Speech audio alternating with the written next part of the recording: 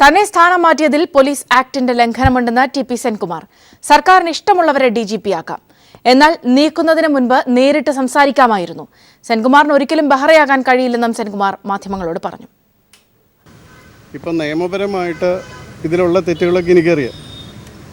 Supreme കോടതി ജഡ്ജ്മെൻറ്റിൻ്റെ violation Prakash Singh കേസിൻ്റെ ഉണ്ട്, അതുപോലെ കേരള പോലീസ് ആക്ടിൻ്റെ വയലേഷൻ ഉണ്ട്. ഇതൊക്കെ അറിയാം. പക്ഷേ വാശി പിടിച്ച് ഒരു DGP ആയിട്ട് ഇരിക്കുന്നതിൽ ഒരു അർത്ഥമില്ല. കാരണം ഒരു ഗവൺമെൻറ്റിന് വിശ്വാസമില്ലെങ്കിൽ പിന്നെ ആ പോസ്റ്റിലിരുന്ന് ഗവൺമെൻറ്റിനും ബുദ്ധിമുട്ട്, ഇരിക്കുന്ന ആൾക്കും ബുദ്ധിമുട്ടാകുന്നതുകൊണ്ട് കാര്യമില്ല. പക്ഷേ അതിനൊരു ഡീസൻറ്റ് വിധത്തിൽ പറഞ്ഞാൽ മതി. In any case I cannot become Behera. That is my problem. Senkumar can be Senkumar, Behera can be Behera. അത്രയേ ഉള്ളൂ കേട്ടോ. അപ്പോൾ അതുകൊണ്ട് എന്താ പറയുന്നത്, അങ്ങനെ ഒരു ഇതിൽ പറ്റിയുകൊണ്ട് എനിക്ക് I may still use my legal option. അത്രയേ ഉള്ളൂ. പോലീസിൽ നീതിപാലനവും കുറ്റാന്വേഷണവും വേർതിരിക്കുമെന്ന് DGP ലോക്നാഥ് ബെഹ്റ പീപ്പിൾ TVയോട് പറഞ്ഞു. പോലീസിലെ അഴിമതിക്കാരോട് സീറോ ടോളറൻസ് സമീപനമാകും ഉണ്ടാകുക. കേരള പോലീസിനെ സാങ്കേതിക മികവിൽ ഇന്ത്യയിലെ 1-ാം നമ്പർ സേനയാക്കുമെന്നും ബെഹ്റ കൂട്ടിച്ചേർത്തു. DGP ലോക്നാഥ് ബെഹ്റ പീപ്പിളുമായാണ് തന്റെ ആഗ്രഹങ്ങൾ പങ്കുവച്ചത്. ക്രമസമാധാന പാലനത്തിന്റെ ചുമതലയുള്ള സംസ്ഥാന പോലീസ് മേധാവിയായി നിലവിൽ ഫയർഫോഴ്സ് കമാൻഡർ ജനറലായി പ്രവർത്തിക്കുന്ന ലോക്നാഥ് ബെഹ്റ ഇന്നു മുതൽ മാറിത്തീരുകയാണ്. അദ്ദേഹമാണ് ഇപ്പോൾ നമ്മളോടൊപ്പം ഉള്ളത്. DGP ആയി നിയമിക്കപ്പെടുന്നതിൽ ഏറെ സന്തോഷമുണ്ടെന്നും ഇത് തന്റെ ഭാഗ്യമാണെന്നും കൂട്ടിച്ചേർത്തുകൊണ്ടാണ് ലോക്നാഥ് ബെഹ്റ സംസാരിച്ചു തുടങ്ങിയത്. പോലീസ് സ്റ്റേഷനുകളിലെ മുതിർന്ന ഉദ്യോഗസ്ഥരുടെ പരിശോധന ഇനി മുതൽ നിർബന്ധമാക്കും. ശാസ്ത്രീയ കുറ്റാന്വേഷണ രീതി പോലീസിനുള്ളിൽ നടപ്പിലാക്കും. ഇതിനായി സാങ്കേതിക വൈദഗ്ധ്യമുള്ള ഉദ്യോഗസ്ഥരെ വാർത്തെടുക്കുമെന്നും ലോക്നാഥ് ബെഹ്റ പറഞ്ഞു. ഞാൻ ഒരു കാര്യം പറയാം. ഇതിലെ ബേസിക് പോലീസിംഗ് വിത്ത് മോഡേൺ ഔട്ട്ലുക്ക് ഇതാണ് ഞാൻ ചെയ്യാൻ പോകുന്നത്. ഞാൻ ഈ കേരള പോലീസ് ടെക്നോളജി നമ്പർ 1 ആക്കും. ഉദ്യോഗസ്ഥരുടെ അപജയം മൂലം ചുവപ്പ് നാളയിൽ കുടുങ്ങി കേന്ദ്ര ഫണ്ടുകൾ നഷ്ടമാകുന്ന അവസ്ഥ ഉണ്ടാവില്ലെന്നും നിയുക്ത DGP പീപ്പിൾ TVയോട് പറഞ്ഞു. കുറ്റാന്വേഷണവും നീതി നിർവഹണവും 2 മേഖലകളായി തിരിക്കുമെന്നും ലോക്നാഥ് ബെഹ്റ പറഞ്ഞു. ക്രമസമാധാനവും നീതി നിർവഹണവും രണ്ടാക്കുക എന്നത് കഴിഞ്ഞ കുറേ നാളുകളായി ഹൈക്കോടതി അടക്കം പറയുന്ന ഒരു കാര്യമാണ്. അങ്ങനെ രണ്ടായി കൊണ്ടുപോകാൻ ഉദ്ദേശിക്കുന്നുണ്ടോ? യെസ്. അപ്പോൾ ഞാൻ നടപ്പാക്കും. സംസ്ഥാന പോലീസിനുള്ളിൽ സമഗ്രമായ അഴിച്ചുപണിയും സമൂലമായ മാറ്റവും കൊണ്ടുവരുമെന്ന് തന്നെയാണ് ശ്രീ ലോക്നാഥ് ബെഹ്റ കൈരളി പീപ്പിൾ TVയോട് പറഞ്ഞത്. ക്യാമറമാൻ അജിത്തിനൊപ്പം S. ജീവൻകുമാർ, തിരുവനന്തപുരം. അഴിമതി കേസുകളിൽ അന്വേഷണം വിശുദ്ധിയുടെ മാർഗത്തിൽ നടത്തുമെന്ന vigilance director Jacob Thomas people TVയോട്. എല്ലാ സ്ഥാനമാറ്റത്തിലും ഓരോ സന്ദേശമുണ്ട്. ആ സന്ദേശം പൂർത്തീകരിക്കാൻ ശ്രമിക്കുമെന്നും അദ്ദേഹം പറഞ്ഞു. സർക്കാർ ഏൽപ്പിക്കുന്ന ഉത്തരവാദിത്വം തീർച്ചയായിട്ടും ഭംഗിയായിട്ട് ചെയ്യും. അതേത് ഉത്തരവാദിത്വമാണേലും എല്ലാ ഉത്തരവാദിത്തങ്ങൾക്കും ഒരു ഭംഗിയുണ്ടല്ലോ. എല്ലാത്തിലും മെസ്സേജുകളില്ലേ നല്ലതും. അന്വേഷണം അങ്ങനത്തെ കാര്യങ്ങളൊക്കെ വിശുദ്ധിയുടെ മാർഗത്തിൽ കൂടെ തന്നെയായിരിക്കും നടക്കുക. പോലീസ് ഉദ്യോഗസ്ഥരെ മാറ്റാൻ സംസ്ഥാന സർക്കാരിന് അവകാശമുണ്ടെന്ന് പ്രതിപക്ഷ നേതാവ് രമേശ് ചെന്നിത്തല. സെൻകുമാർ സമർത്ഥനായ ഉദ്യോഗസ്ഥനായിരുന്നുവെന്നും ചെന്നിത്തല ദില്ലിയിൽ മാധ്യമപ്രവർത്തകരോട് സംസാരിക്കുകയായിരുന്നു അദ്ദേഹം. അല്ല, ഗവൺമെൻറ്റിന് ഉദ്യോഗസ്ഥന്മാരെ മാറ്റാനുള്ള അധികാരമുണ്ട്, അതിലൊന്നും ഒരു സംശയവുമില്ല. പക്ഷേ കഴിഞ്ഞ UDF ഗവൺമെൻറ് LDF ഗവൺമെൻറ് കാലത്ത് നിയോഗിച്ചിരുന്ന DGPയെ തുടരാൻ അനുവദിക്കുകയാണ്, ശ്രീ ജേക്കബ് പുന്നൂസിനെ തുടരാൻ അനുവദിക്കുകയാണ് ചെയ്തിട്ടുള്ളത്. അതവരുടെ ഗവൺമെൻറ് തീരുമാനമാണ്. ഏതായാലും ശ്രീ സെൻകുമാർ വളരെ സമർത്ഥനായ ഒരു ഉദ്യോഗസ്ഥനായിരുന്നു. മുഖം നോക്കാതെ നിയമം നീതി നടപ്പാക്കുന്ന കാര്യത്തിൽ വളരെയേറെ പ്രാഗൽഭ്യം ഉള്ള ഒരു പോലീസ് ഉദ്യോഗസ്ഥനായിരുന്നു എന്നുള്ളതാണ് എൻ്റെ അനുഭവം. വിവാദങ്ങളില്ലാതെ സമവായത്തിന്റെ അടിസ്ഥാനത്തിൽ ജലവൈദ്യുത പദ്ധതികൾ നടപ്പാക്കുകയാണ് സർക്കാരിന്റെ ലക്ഷ്യമെന്ന് വൈദ്യുതി ദേവസ്വം ബോർഡ് മന്ത്രി കടകംപള്ളി സുരേന്ദ്രൻ. ശബരിമലയിലെ സ്ത്രീ പ്രവേശനം സുപ്രീംകോടതിയുടെ പരിഗണനയിലാണെന്നും ഇക്കാര്യത്തിൽ സർക്കാർ തീരുമാനമൊന്നും കൈക്കൊണ്ടിട്ടില്ലെന്നും അദ്ദേഹം തിരുവനന്തപുരം പ്രസ് ക്ലബിന്റെ മുഖാമുഖം പരിപാടിയിൽ വ്യക്തമാക്കി. സംസ്ഥാനത്തെ വൈദ്യുതി ക്ഷാമം കണക്കിലെടുത്ത് പുതിയ പദ്ധതികൾ അനിവാര്യമാണ്. നിലവിൽ 1200 മെഗാവാട്ട് വൈദ്യുതിയുടെ കുറവാണുള്ളത്. വിവാദങ്ങൾ കിടന്നൽകാതെ സമവായത്തിലൂടെ ജലവൈദ്യുത പദ്ധതികൾ നടപ്പാക്കുകയാണ് സർക്കാരിന്റെ ലക്ഷ്യം. ആ പദ്ധതിയെ സംബന്ധിച്ച് ചില വിവാദങ്ങൾ ഉയർന്നു വന്നിട്ടുണ്ട്. ആ വിവാദങ്ങളെ സംബന്ധിച്ചിടത്തോളം ഇടതുപക്ഷ മുന്നണിയിലും പൊതുസമൂഹത്തിലും വിവാദങ്ങൾ ഉന്നയിക്കുന്നവരുമായിട്ടെല്ലാം കൂടിയാലോചന നടത്താനാണ് ഞങ്ങൾ ആലോചിക്കുന്നത്. ഞാൻ പറഞ്ഞല്ലോ, കൺഫ്രണ്ടേഷൻ്റെ ഒരു പാതയില്ലെന്ന്. ക്ലിയർ ആകേണ്ട വേറെ എന്ത് കാര്യമാണ്? അത് നടപ്പിലാക്കിയേ പറ്റുമെന്ന് ഞങ്ങൾക്ക് നിർബന്ധ ബുദ്ധിയൊന്നുമില്ല. ജനങ്ങൾക്ക് ആവശ്യമുണ്ട്, നാട്ടുകാർക്ക് ആവശ്യമുണ്ട്. അങ്ങനെയുള്ള കാര്യങ്ങളിൽ മാത്രമേ ഞങ്ങൾ ഇടപെടുന്നുള്ളൂ. മുടങ്ങിക്കിടക്കുന്ന പദ്ധതികൾ എത്രയും വേഗം പൂർത്തിയാക്കും. സോളാർ, വിൻഡ് പദ്ധതികൾക്കും പ്രാമുഖ്യം നൽകും. ഒരു വർഷത്തിനുള്ളിൽ സോളാറിൽ നിന്ന് 50 മെഗാവാട്ട് വൈദ്യുതി ഉൽപ്പാദിപ്പിക്കാൻ ലക്ഷ്യമിടുന്നതായും അദ്ദേഹം വ്യക്തമാക്കി. 50 വർഷം മുൻകൂട്ടി കണ്ട് മാസ്റ്റർ പ്ലാൻ തയ്യാറാക്കുമെന്നും മന്ത്രി വ്യക്തമാക്കി. വൈദ്യുതി മുടങ്ങുന്നത് അറിയിക്കാൻ SMS സംവിധാനം ഏർപ്പെടുത്തും. ബില്ലടയ്ക്കാൻ ഓൺലൈൻ സംവിധാനം കൊണ്ടുവരുമെന്നും വൈദ്യുതി മന്ത്രി വ്യക്തമാക്കി. ദേവസ്വം ബോർഡ് നിയമനങ്ങൾ PSCക്ക് വിട്ടതിൽ അപാകതയില്ലെന്നും അഴിമതി കുറയ്ക്കാനാകുമെന്നും കടകംപള്ളി സുരേന്ദ്രൻ പറഞ്ഞു. News bureau, Thiruvananthapuram. വധക്കേസുമായി ബന്ധപ്പെട്ട കൂടുതൽ സാമ്പിളുകൾ കൊലയാളിയുടെ DNA കണ്ടെത്തി. ജിഷയുടെ നഖത്തിൽ കണ്ടെത്തിയ ചർമ്മകോശങ്ങളിൽ നിന്നാണ് DNA ലഭിച്ചത്. വാതിൽ കൊളുത്തിൽ പുരണ്ട രക്തത്തിൽ നിന്നും DNA കിട്ടി. കടിയേറ്റ പാടിൽ നിന്ന് ആദ്യം തിരിച്ചറിഞ്ഞതും ഇതേ DNA ആണ്.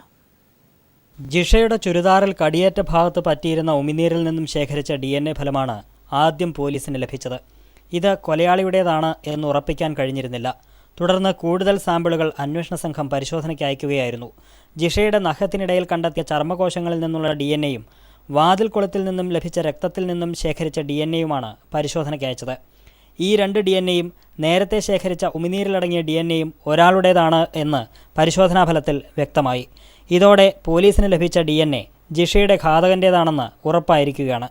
ജിഷയെ കൊലപ്പെടുത്തുന്ന സമയത്ത് കൊലയാളിക്ക് പരുക്കേറ്റിരുന്നുവെന്നും DNA ഫലം തെളിയിക്കുന്നു. സംശയമുള്ളവരുടെ DNAയുമായി പരിശോധനാ ഫലം ഒത്തുപോയാൽ ജിഷയുടെ കേസ് പോലീസിന് എളുപ്പം തെളിയിക്കാനാകും. അയൽവാസികളുടെയും ജിഷയുടെ അമ്മ, സഹോദരി തുടങ്ങിയ ബന്ധുക്കളുടെയും മൊഴിയിൽ നിന്നുള്ള സൂചനകൾ അനുസരിച്ച് സംശയമുള്ളവരെ വീണ്ടും ചോദ്യം ചെയ്യുകയും അവരുടെ DNAയുമായി താരതമ്യ പരിശോധന നടത്താനുമാണ് അന്വേഷണ സംഘത്തിൻ്റെ തീരുമാനം. News bureau, Kochi. കർഷകരെ സഹായിച്ചിരുന്ന ഫീൽഡ് ഓഫീസുകൾ അടച്ചുപൂട്ടാൻ റബ്ബർ ബോർഡിൽ നീക്കം നടക്കുന്നു. ചെലവ് ചുരുക്കൽ പദ്ധതിയുടെ പേരിൽ ആദ്യഘട്ടത്തിൽ അടച്ചുപൂട്ടുന്നത് 6 ഓഫീസുകളാണ്.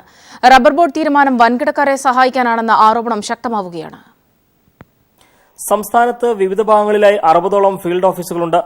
റബ്ബർ കർഷകർക്ക് സബ്സിഡി അടക്കം നൽകി വരുന്ന ഈ ഫീൽഡ് ഓഫീസുകൾ ചെലവ് ചുരുക്കൽ പദ്ധതിയുടെ ഭാഗമായിട്ട് അടച്ചുപൂട്ടാനാണ് റബ്ബർ ബോർഡ് തീരുമാനം. ആദ്യഘട്ടമെന്ന നിലയിൽ പള്ളിക്കര, ആര്യങ്കാവ്, പാണ്ടിക്കാട്, ഏറ്റുമാനൂർ, പാമ്പാടി, പെരുവ എന്നിവിടങ്ങളിലെ 6 ഫീൽഡ് ഓഫീസുകൾ ജൂൺ 30-ന് അടച്ചുപൂട്ടും. റബ്ബർ ബോർഡ് തീരുമാനം വൻകിടക്കാരെ സഹായിക്കാനാണെന്ന ആരോപണം ശക്തമായി. CPIM കോട്ടയം ജില്ലാ സെക്രട്ടറി VN വാസവൻ.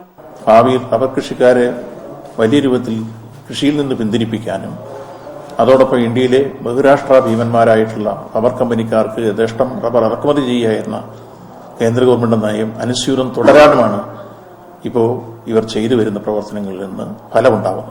അടച്ചുപൂട്ടുന്ന ഓഫീസുകളിലെ ജീവനക്കാരെ അസം, ഒറീസ, ത്രിപുര എന്നിവിടങ്ങളിലേക്ക് മാറ്റാനുള്ള ആലോചന റബ്ബർ ബോർഡിൽ തുടരുകയാണ്.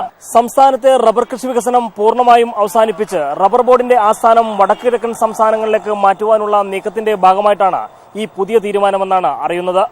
ഇതിനെതിരെ കർഷകർ പ്രതിഷേധവുമായി രംഗത്തെത്തിക്കഴിഞ്ഞിരിക്കുന്നു. കോട്ടയത്ത് നിന്നും TP പ്രശാന്ത്. സ്കൂളുകൾ അടച്ചുപൂട്ടാനുള്ള ഉത്തരവ് കർശനമായി നടപ്പിലാക്കാൻ ഹൈക്കോടതി ഉത്തരവിട്ടു. ഇതിനാവശ്യമായ പോലീസ് സംരക്ഷണം നൽകാനും ജസ്റ്റിസ് AK ജയശങ്കർ നമ്പ്യാർ നിർദ്ദേശിച്ചു. അടച്ചുപൂട്ടാനുള്ള ഉത്തരവ് നടപ്പാക്കണമെന്നാവശ്യപ്പെട്ട 3 സ്കൂളുകളുടെ മാനേജർമാർ സമർപ്പിച്ച ഹർജി പരിഗണിക്കുകയായിരുന്നു ഹൈക്കോടതി. സ്കൂളുകൾ അടച്ചുപൂട്ടാനുള്ള കോടതി ഉത്തരവ് സർക്കാർ നടപ്പിലാക്കുന്നില്ലെന്ന് ചൂണ്ടിക്കാട്ടി 3 സ്കൂളുകളുടെ മാനേജർമാരാണ് ഹൈക്കോടതിയെ സമീപിച്ചത്. നാട്ടുകാരുടെയും രക്ഷിതാക്കളുടെയും എതിർപ്പ് മൂലമാണ് ഉത്തരവ് നടപ്പിലാക്കാനാവാത്തത് എന്നതായിരുന്നു സർക്കാർ വിശദീകരണം. എന്നാൽ ഇത് കോടതി അംഗീകരിച്ചില്ല. സ്കൂളുകൾ പൂട്ടാനുള്ള ഉത്തരവ് കർശനമായി നടപ്പിലാക്കാൻ ജസ്റ്റിസ് AK ജയശങ്കരൻ നമ്പ്യാർ ഉത്തരവിട്ടു. ഇതിനാവശ്യമായ പോലീസ് സംരക്ഷണം നൽകാനും കോടതി നിർദ്ദേശിച്ചു. എയ്ഡഡ് സ്കൂൾ മാനേജർമാരുടെ അധികാരത്തിലുള്ള കടന്നുകയറ്റമാണ് നടന്നിരിക്കുന്നത്. സ്കൂളുകൾ അടച്ചുപൂട്ടുന്നത് കേന്ദ്ര വിദ്യാഭ്യാസ അവകാശ നിയമത്തിന്റെ ലംഘനമാകുമെന്ന വാദവും കോടതി അംഗീകരിച്ചില്ല.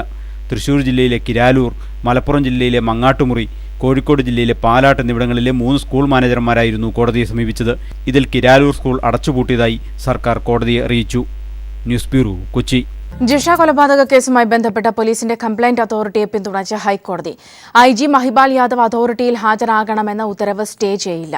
നേരിട്ട് ഹാജരാകാത്ത IG-യുടെ നടപടി ശരിയാണോ എന്ന് ഹൈക്കോടതി വിമർശിച്ചു. വിവരങ്ങളുമായി താജുദ്ദീൻ ചേരുന്നുണ്ട്. താജുദ്ദീൻ, ഈ വിഷയത്തിൽ വലിയൊരു തർക്കം പരസ്യമായി തന്നെ നിലനിൽക്കുന്ന സാഹചര്യത്തിലാണ് ഹൈക്കോടതി ഇങ്ങനെയൊരു നിലപാട് കൂടി എടുക്കുന്നത്. എന്തൊക്കെയാണ് വിവരങ്ങൾ? സൗമ്യ, ജിഷ വധക്കേസിന്റെ അന്വേഷണത്തിലെ വീഴ്ചകൾ ചൂണ്ടിക്കാട്ടി നേരിട്ട് ഹാജരാവാനാണ് പോലീസ് കംപ്ലയിന്റ് അതോറിറ്റി മധ്യമേഖല IG മഹിപാൽ യാദവിന് നിർദ്ദേശം നൽകിയത്.